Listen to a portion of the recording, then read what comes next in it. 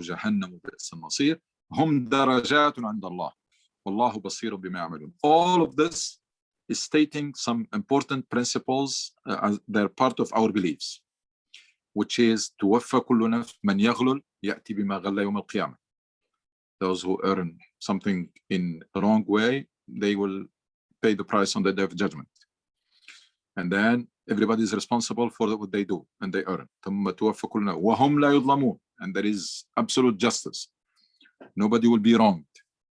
And then the contrast, always the contrast between the winners and the losers. أفمن اتبع رضوان الله. Can the man who pursues Allah's good pleasure be like the man who has brought Allah's wrath upon himself and whose home will be hell, a foul destination? They are in a different class in Allah's eyes. Allah sees exactly what they do. So all of these are pieces of our beliefs, of our aqidah. Allahu basirun bima ya'malun. That's an important thing to remember all the time, that Allah is watching, is with you wherever you are.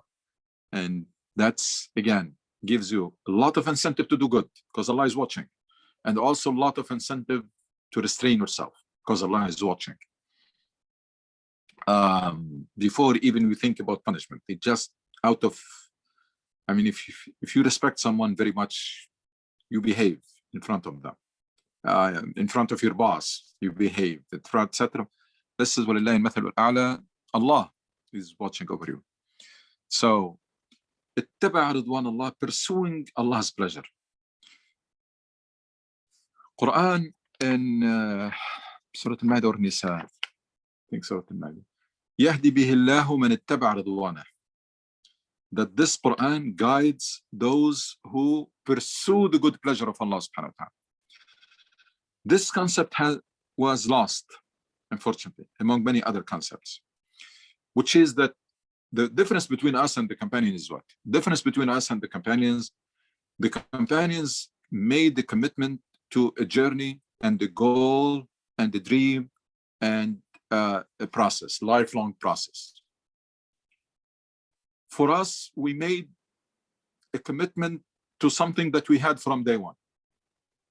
So I come to Islam, somebody tells me that you need to pray 5 times, and when Ramadan comes, you fast.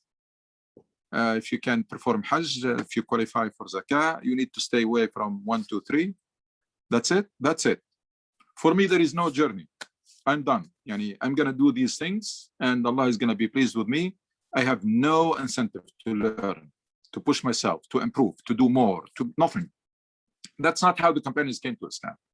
Companions came to Islam from a different door completely. They committed to pursue the good pleasure of Allah, whatever it takes. So they committed to that end goal.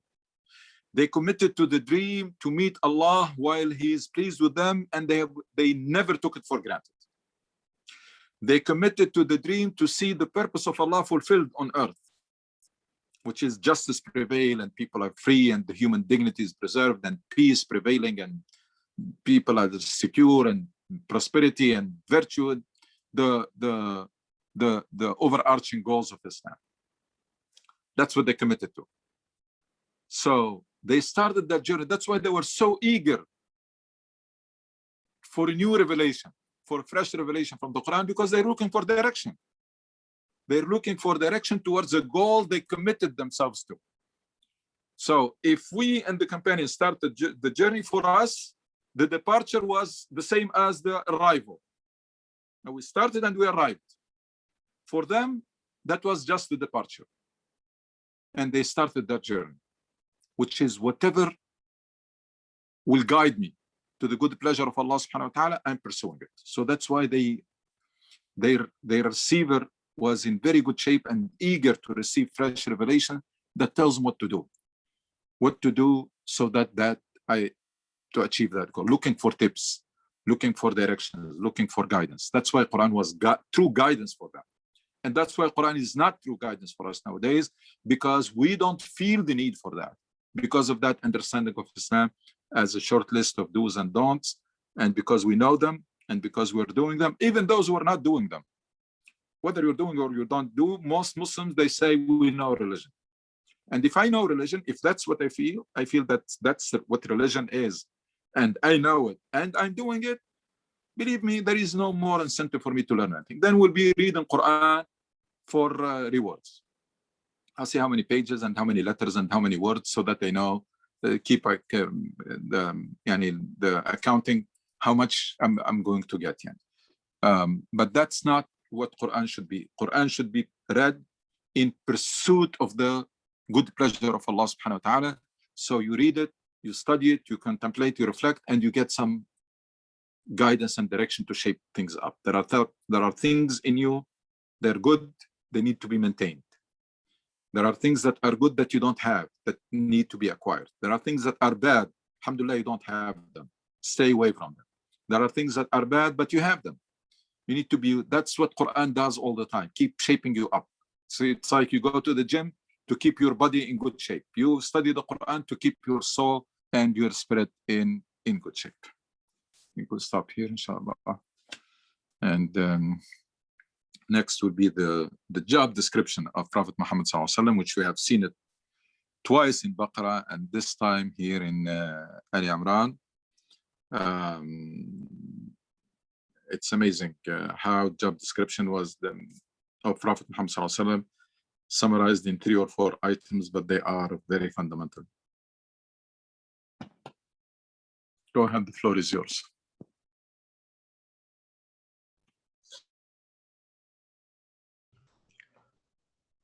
Assalamu alaikum, Dr. Anushi.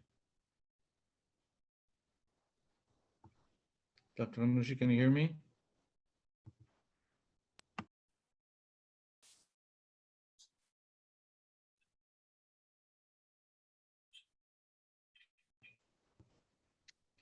Assalamu alaikum, Dr. Anushi. Alaikum assalam wa rahmatullahi wa barakatuh. Dr. Anushi, can you briefly cover what you said about the concept that we lost, that the Sahaba had, but basically has been lost? Just briefly, I know you spent a few minutes, but I just want to correct my notes. It's called pursuing the good pleasure of Allah. Ittaba'a ridwan Allah. So it is mentioned here. And let me find the other one.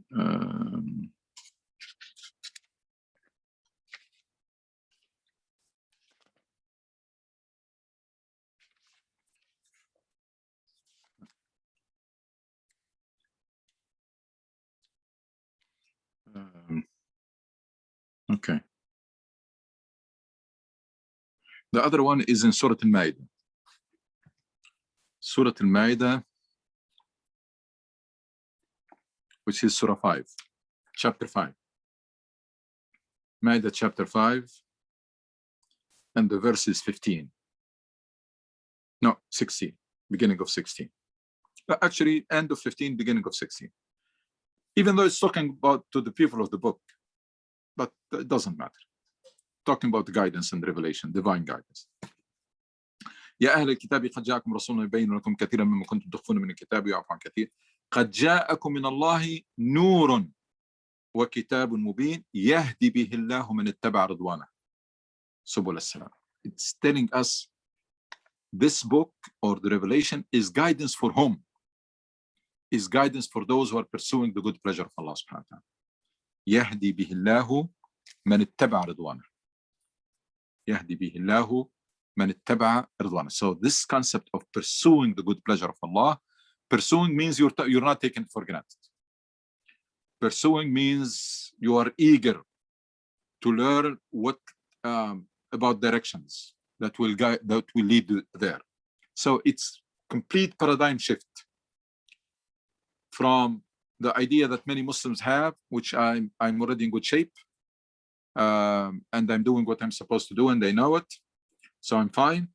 And between someone who's pursuing a goal, there's a huge difference between you thinking that you already made it, or you are working for the exam.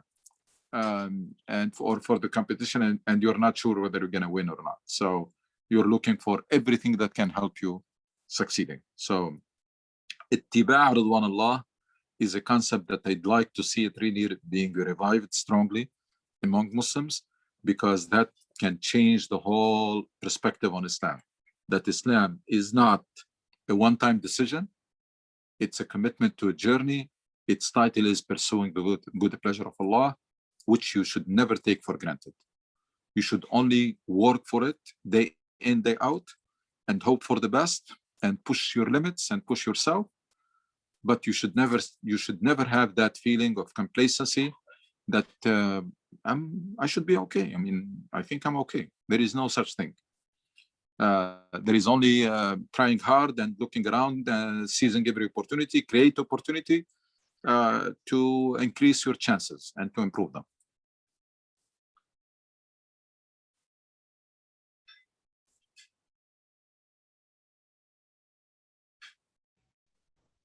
Jazakallah khair. وعليكم السلام.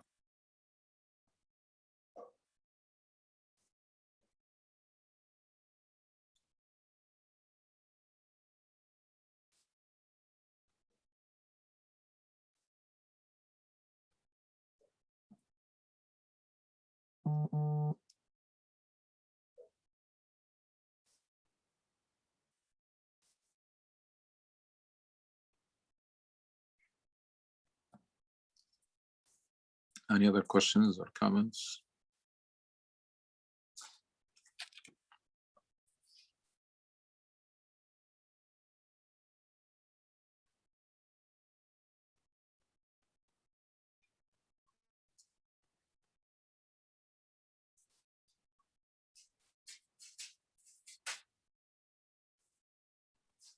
Dr. Suhail, I have a question Yes. not related to what we went over today, if that's okay. Mhm. I was reading in Surah Ash-Shura, in ayah 51, وما كان لبشر أن يكلمه الله إلا وحيا أو من وراء حجاب أو يرسل رسولا فيوحي بإذنه ما يشاء إنه علي حكيم. So I was looking at Aliyun Hakim, and I found it also in Surah Al-Zukhruf, ayah number 4, وَإِنَّهُ فِي أُمِّ الْكِتَابِ لَدَيْنَا لَعَلِيٌّ حَكِيمٌ. So in the first instance, it sounded to me like Aliyun Hakim are attributes of Allah subhanahu wa ta'ala. And in the second one, it sounds like the description is Aliyun Hakim is to the book of Allah. So I was wondering, is it possible that I misunderstood it, or the same attributes are given to both? I'm leaning more toward the fact that I know the two verses, that the one is about Allah, and the other is about the Quran. Yeah, but it's the same. Aliyun Hakim, Aliyun Hakim. Yeah, because of I mean, it's from Allah, so it takes the attributes of Allah subhanahu wa ta'ala. And let's see the translations. The Quran is, of course, Allah is the all-wise, and therefore the Quran is the same. And then Ali, I don't know how it is translated. I think it's translated dominant. No, that's not probably good translation.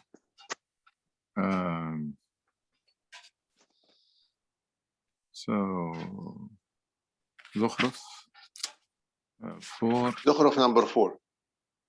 Zukhruf and Shura. Zukhruf is 42, I think.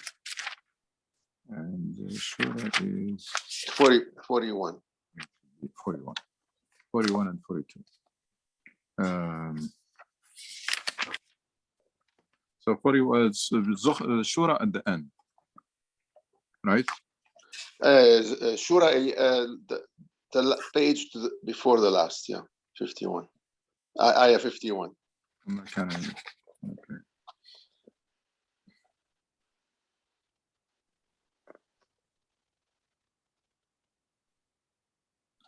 Ayah 51. Are you sure? Sheikhna, it's the same. It's just the same page. It's just flip the page. Are you sure? No, you're sure 51? Yeah. 51 Shura. Yeah. It's the same page, Sheikh. Oh, sure. Zukhruf, just flip the page. Yeah. I'm looking at the translation. It's not granted to any mortal that Allah should speak to him except through the revelation or from behind the veil by sending a messenger to reveal by his command that he will. He is exalted and wise. This is about Allah. And then for Surah, I mean, for Zukhruf. is truly exalted in the source of scripture, kept with us and full of wisdom. Yeah. Al-Ali translated here, kept with us. I will should look into this more, but that's my first impression, is that the book, the Quran, is coming from Allah subhanahu wa ta'ala, so it has a lot of the attributes, especially this particular wisdom and this highness or being, yeah. So, Yeah. but I mean, it can be like that. Yeah, I mean, the attributes are fitting. I'm not saying they're not fitting, but I was just wondering if it's possible that It they is. are, okay. It is, yeah. Assalamu alaikum. Walaikum assalam wa rahmatullahi. Maybe I have maybe a mind here in these two ayahs between them. So the first one in Shura وما كان لبشر أن يكلمه الله إلا وحيا أو من وراء حجاب. So he's talking actually about Allah subhanahu wa ta'ala. So first of all, so that Allah subhanahu wa ta'ala will not speak like directly to a human being or mankind. So except if there is a shield or something like that. So what's called isolation. So between them, وما كان لبشر يكلمه الله إلا وحيا أو من وراء حجاب أو يرسل رسولا فيوحي بإذنه ما يشاء إنه علي حكيم. So I think is more close to Allah subhanahu wa ta'ala is the Ali Hakim.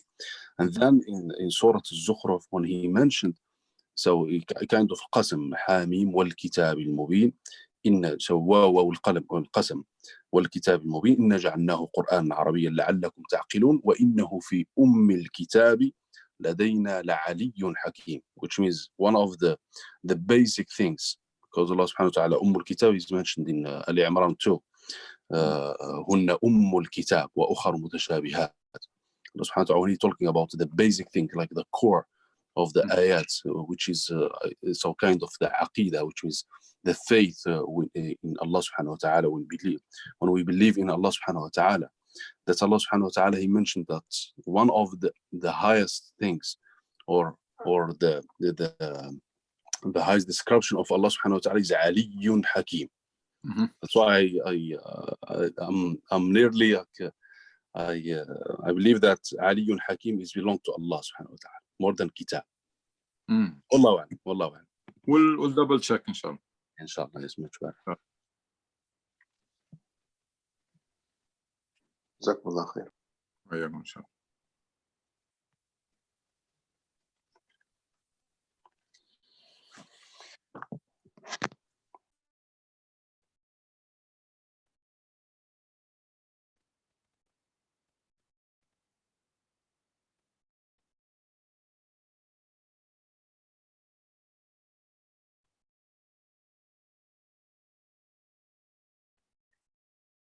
Any other questions or comments?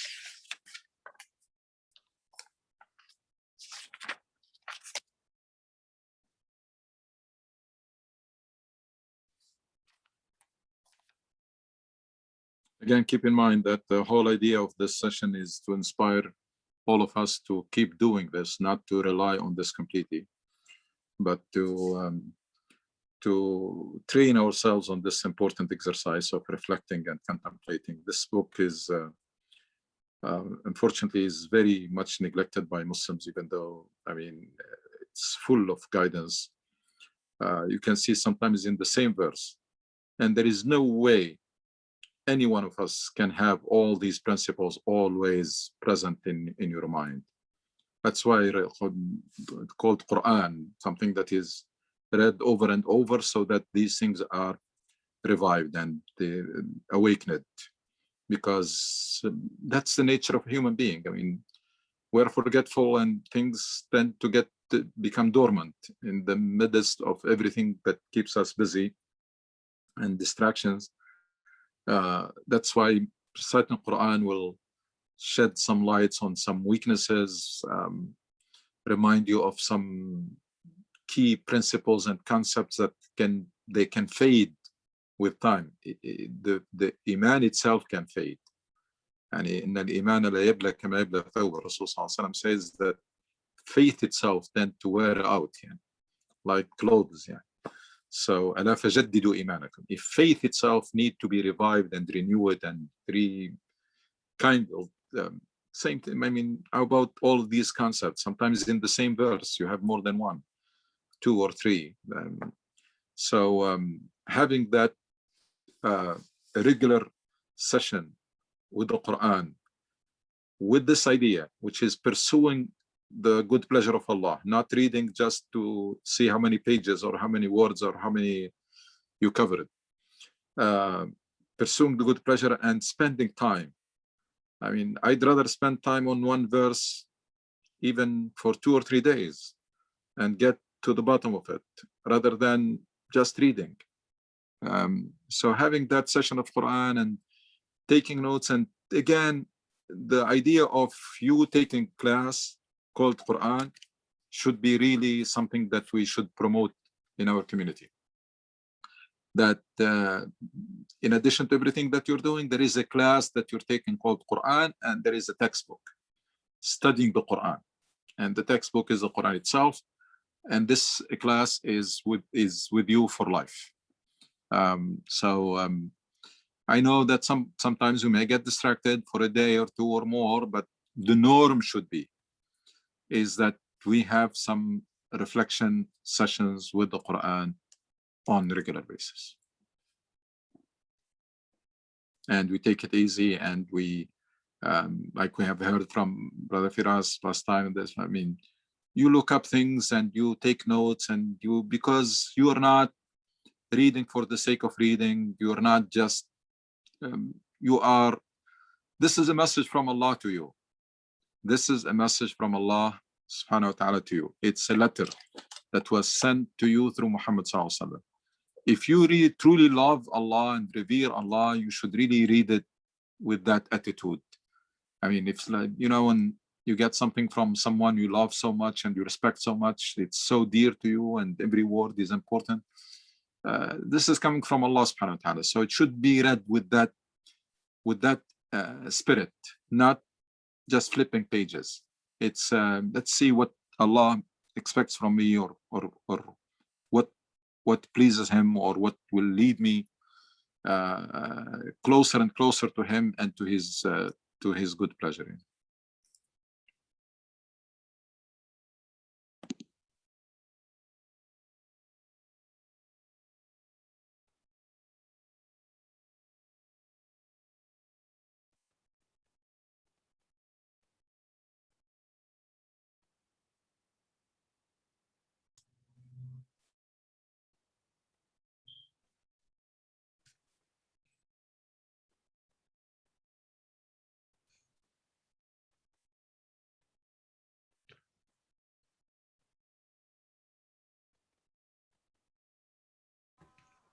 Assalamu alaikum. If nobody has any question, I think will be that's it. We'll see you next Sunday, inshallah. Inshallah. Inshallah. Jazakallah khair, Sheikh. Assalamu alaikum. Assalamu alaikum. Assalamu alaikum.